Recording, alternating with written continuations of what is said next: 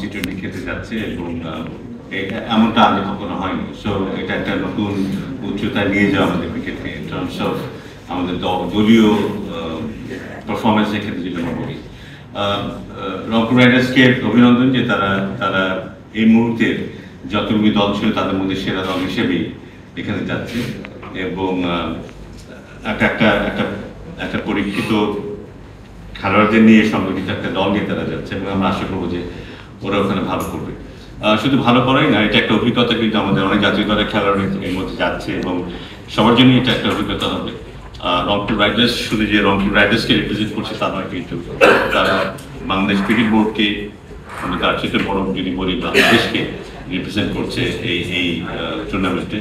So আমি নিশ্চয়ই আশা করবো যে তারা তাদের সেরা খেলাটা খেলার চেষ্টা করবে, সেখানে আমাদের ভাবমূর্তি আরো উজ্জ্বল করবে, আমাদের খেলোয়াড়রা ওখানে একটা ভালো অভিজ্ঞতা অর্জন করে ফিরে আসবে এবং সেটার ভালো একটা প্রচার আমরা দেখতে চাইব আমাদের দেশে।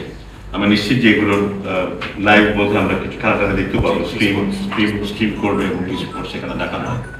সো আমরা আশা করবো একটা ভালো অভিজ্ঞতা হবে সবার জন্য। সো রংপুর রাইডার্সের জন্য শুভকামনা থাকলো।